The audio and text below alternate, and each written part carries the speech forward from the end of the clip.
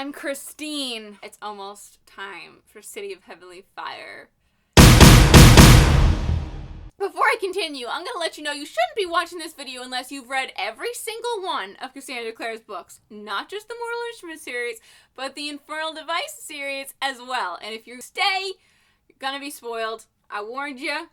There we go. So I decided to wait for the cover reveal of City of Heavenly Fire before going ahead and filming this video. Just in case, it revealed any secrets, any clues to what we're going to see in the book. Looking back on that decision now, I don't know why I thought that would help me. These covers were so revealing of the plot. I could tell by the tattoos on his chest that this is about a girl who discovers that she's actually a Shadowhunter, but didn't know before, and she just, fights demons and stuff with a horde of Shadowhunter friends. I really can't believe that this series is finally drawing to a close. I remember reading City of Glass as the last book in the series. The last one. This is the end. Okay, TMI is over, but there's another series of Shadowhunters, so it's gonna be okay. And then finding out that there's gonna be 3 more books that day, I was so ecstatic. A lot of people's least favorite book in the series is City of Fallen Angels. I read City of Fallen Angels when it came out in 2011, and it had been 2 years since City of Glass. City of Glass we had looked at as the last book. So when I got this book in my hands, the whole time I was like, I'm walking on air. Doesn't matter what else is happening, I have a Mortal Instruments book and I'm absolutely loving every minute of it. I read this in London. I remember reading it at work, reading it in coffee shops.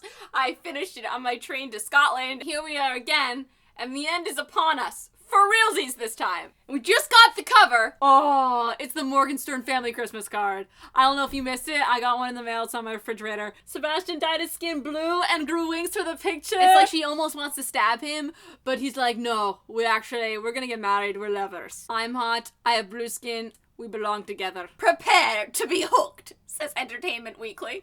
No kidding. It would appear that Clary's holding a dagger. I would think it's the dagger that Jace repeatedly tried to stab her with in City of Fallen Angels. It also would appear that Sebastian has wings. Where does he get those? Are those Ithoriel's wings? City of Lost Souls ends with those wings, those ripped wings being on the floor of the Institute, and that note, I'm coming. What angel is dumb enough to be caught by a Shadowhunter? I mean, Ithoriel probably died, regenerated in heaven. Ah, it's so beautiful up in heaven. Finally, I've escaped from those evil Shadowhunter bitches. And then Sebastian probably was like, I need an angel. Hey, Ithoriel, so you're back in heaven. How you doing? What's up? No way. Get in my van. No. Just come here. No. I got candy. Candy! How did Ithoriel get himself trapped in that necklace in the first place? How do you think Valentine captured him? He probably had something really shiny. So what exactly is going to happen in City of Heavenly Fire? Will Sizzy become an official item? They don't know if they're actually dating. I just really hope that kind of comes to be a nice official item. So they're Biff and Jiff before the end of the book. We have Maureen that supposedly went on a crazy rampage and killed Camille. We know Camille is this manipulative, crazy bitch. And I don't believe that a brandy new vampire killed her, and she definitely faked her death to get out of there and to have the upper hand, because now people think she's dead, and whatever she wants to do, she can do without people knowing she's even alive. I don't understand what's so special about Maureen. She's this crazy preteen vampire that can't control her urges. There's something about her that's a big deal, obviously, because she's randomly appearing in our story, and I feel like she might be a villain in the next series. If she did kill Camille, I don't understand how that happened. She didn't. She's not dead. I think she's gonna come back into play somehow. I don't know how. God, I forgot we kind of brought back Lilith. We also have this whole prospect of Luke and Jocelyn's wedding. We've literally been waiting for it since City of Glass. And we thought it was gonna happen in City of Fallen Angels. We thought it was gonna happen in City of Lost Souls. But City of Lost Souls, we just had their engagement party because these 3 books are over such a short period of time. So will they actually get married before the end of City of Heavenly Fire? I talked about this a little bit before, but the more I think about it, the more insane and crazy I think it would be if there was a red wedding-like scene. If, their wedding was the scene where the climax of the entire series went down. 6 named people are supposedly going to die in City of Heavenly Fire, and one of those people is a boyfriend. That's a lot of named characters that are going down. And the question is, who do you think it's going to be? Now, I was originally thinking that if a boyfriend died, it would be Luke. Not that I want Luke to die, but out of the boyfriends, I think I might prefer Luke dying. But then I thought about it more. Luke is not a boyfriend. He's a fiance. And if they get married, he's a husband. So I don't think he even qualifies. He could be one of the 6, though, because I think he's just the right amount of devastating to us. But at the same time, it's not like we're broken. We love Luke, but he's not like an Isabel. He's not like a Jay. He's second tier. He's not first tier. I think the chances of Jocelyn dying are very slim, so I'm not putting any money on her. I think maybe Jordan and Maya will die together. Tonks Remus style. That's 2 people. If Luke dies, it's 3 people. And Jordan covers the boyfriend end. We know Sebastian's gotta die. That bitch has got to go, okay? So that's at least 1 knocked off the list. We were talking about this during our live show. Someone suggested, what if Sebastian just decides that he and Clary are boyfriend-girlfriend? So that means Sebastian dying would be a boyfriend dying. Loophole, I like it. Or Clary went up to Sebastian and was like, hey, I've actually decided that we make a great couple. You're my boyfriend now. Stab! That would be awesome. That would be the best way to throw him off. You know, it's like the Trojan horse. Hey, I'm your sister bride. Love me. Stab, not bitch. Then we've got to think about Alec and Magnus. You know, will they get back together? I don't know. Honestly, I think that's going to take a lot of work to put back together. And if they did get back together, I think it would be at the very end. Just in time, maybe, for Alec to die. Do we think Alec will die? You know, I don't really want to see him die. I want to see them have an happy ending. I want to see Magnus finally be happy, and I think he could do better, honestly, than Alec. But if he loves Alec, Alec loves him, like, hopefully they work it out. The other 2 big characters that we have to worry about are Isabel and Simon. Now, I really don't think Izzy's gonna die. That would be too devastating for us. We can't handle that. No. It's not, no. If Izzy dies, I will break down. I cannot handle that. I can't handle that. I will not be able to handle that. And Simon, he's too lucky to die. Gets turned into a rat. Classic Simon. Classic Simon. Lured back to Vampire Den and killed. Gets kidnapped by Valentine and used as a sacrifice in one of his rituals. Classic Simon. Then the sun starts to rise. Gets caught right in the middle of a Forsaken attack outside the Institute. Gets dragged along to Alicante, where vampires are not welcome. Forced to sacrifice himself to Raphael, who will kill him for the greater good of the Shadowhunter community. Is almost stabbed to death. He gets shot. He's forced to drink the dead blood of a demon corpse. Sacrifices himself to summon the angel Raziel, whereas there's a big possibility that he'll be incinerated on sight. Simon will survive. He's a survivor. I'm not gonna give her. I'm not gonna stop her. Simon, survivor. So to conclude, 6 people. Sebastian, Maya, and Jordan. I'm not even gonna discuss the possibility of Jace dying, okay? Then I've got Luke. Put my money on Luke. Alec, 1 more. I don't want to say Camille. Maybe Raphael. Maybe Raphael. Yeah, I think we gotta kill Raphael. He wants to kill Simon. Simon doesn't have the mark. There we go.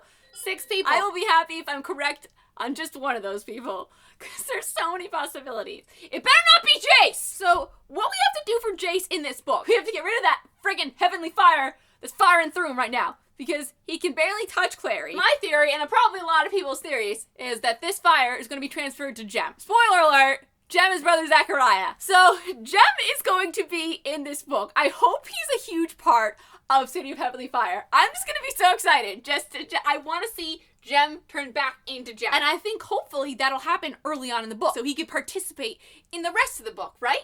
So if we heal Jace at the beginning of the book, then we can all concentrate on getting Sebastian eliminated. Hopefully we find a way for Brother Zachariah to suck all the heavenly fire out of Jace. And then hopefully that fire will burn out the last of the demon powder or the demon venom that's in Jem's system. Burn out all the demonness because that fire burns away the bad stuff, you know?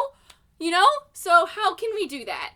I don't know. Maybe Magnus can help, but now Magnus is mad at the Shadowhunters. I mean, but they have money, so they could pay for Magnus to help them, right? We know from a snippet that I didn't even read, because I don't read snippets, that Tessa is going to be in the book too, which is weird because the epilogue in Clockwork Princess takes place after City of Heavenly Fire. She obviously doesn't intersect with Jem. She obviously doesn't do the spell that transfers the heavenly fire from Jace to Jem. Obviously, she wasn't a part of that at all.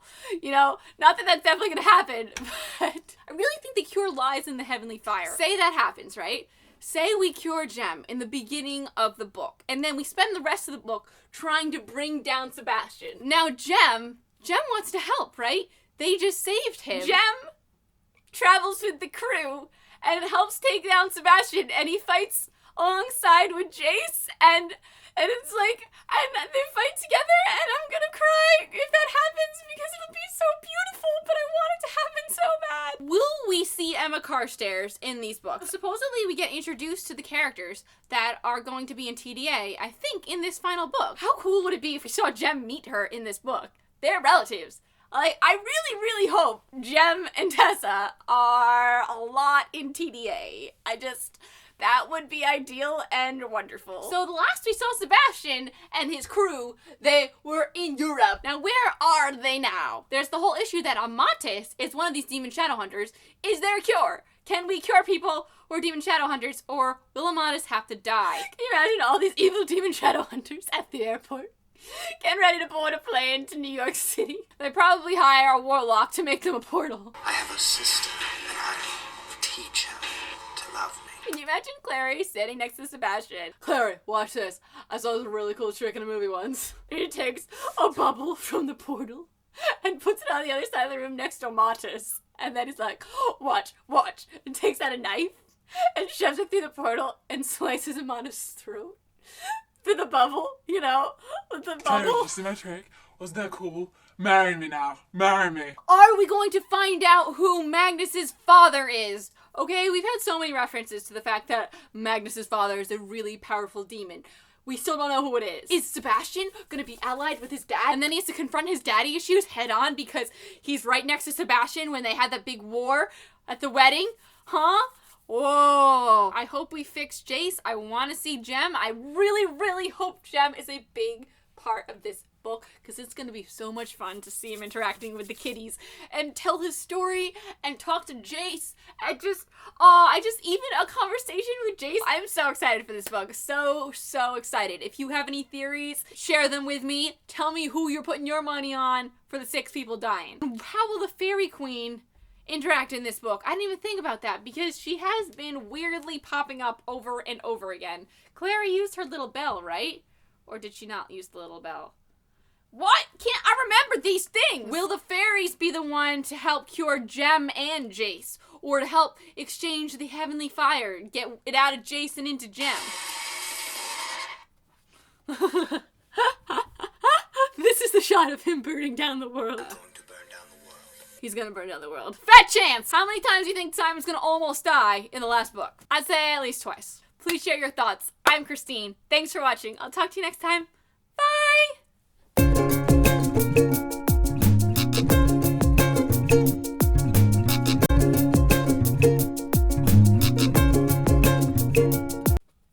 I need to show you them though. I can show you the mortal instruments.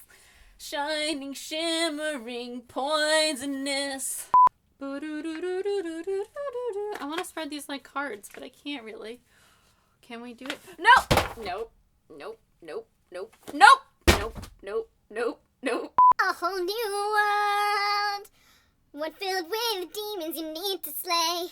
But when you're a shadow hunter, you have cool tattoos that give you magic powers, but you could still die.